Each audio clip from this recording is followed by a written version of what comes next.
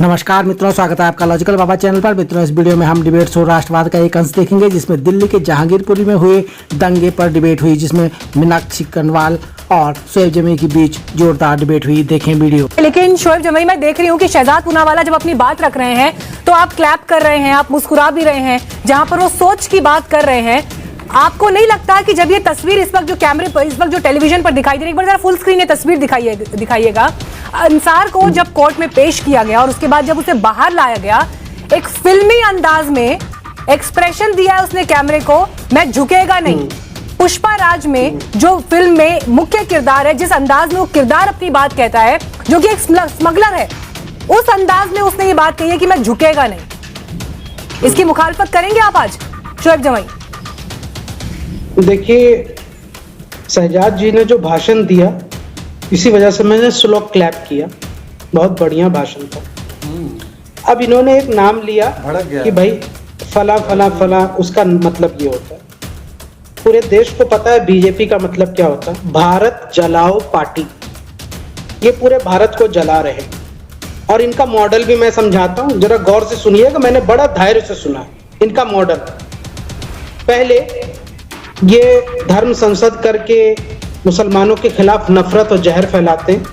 अजान का विवाद करके मस्जिदों के खिलाफ नफरत फैला रहे थे। उसके बाद इसी शोभा यात्रा में, सुनिए ना मैडम, मैंने सबको सुना है। आप सवाल एक बार सुन लीजिएगा, शायद आपने सवाल ठीक से नहीं सुना। आप अपना यहाँ से पहले मामला ठीक कर लीजिए। सर, आप मेरी बात तो आपने अगर शहजाद पूनावाला को टाइम दिया है सुनने का, तो हमें भी आप टाइम देंगे। अगर आप जस्टिफाई नहीं करेंगे तो मैं आपका चैनल छोड़ दूंगा। डिबेट में दूसरे नंबर पर बोलने का मौका दिया है और इसीलिए मौका दिया है कि आपको पूरा देश सुने। जितने लोग घर बैठ के आपको सुन रहे हैं, मैं चाहती हूं कि मैंने आपसे जो सवाल पूछा आप उसका जवाब मुझे दें, क्योंकि जो बातें, जो दलीलें आप दे रहे हैं वो उससे पहले 525 बार लोग सुन चुके हैं।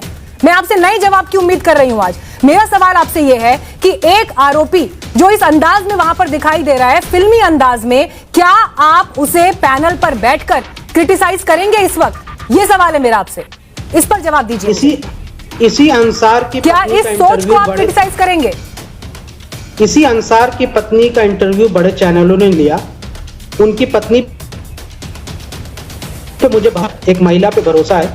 उन्होंने ये कहा दिल्ली पुलिस पर भरोसा नहीं है, बचाव कराने गए थे। मुझे उनकी पत्नी पे भरोसा है, दिल्ली पुलिस पर नहीं है। और उसकी उस महिला पे भरोसा है। ठीक है, दिल्ली पुलिस पर नहीं है ना? वहाँ बीच बचाव कराने गए थे। दिल्ली पुलिस पर नहीं है, मैंने कह दिया मैडम। देश के कोर्ट पर नहीं है भरोसा। देश के कोर्ट पर भरोसा नहीं है, जहां इसको अभी प्रेजेंट किया गया, जहां पेश किया गया। अंसार बीच बचाव कराने गए थे, और उससे पहले, चूंकि आपने पिक्चर की बात की, पिक्चर में इंटरवल से पहले भी पिक्चर होती है, इंटरवल के बाद तो आप पूरा दिखाते हैं। इंटरवल से पहले नहीं दिखा रहे। इंटरवल से पहले का पिक्चर मैं दिखाता हूं।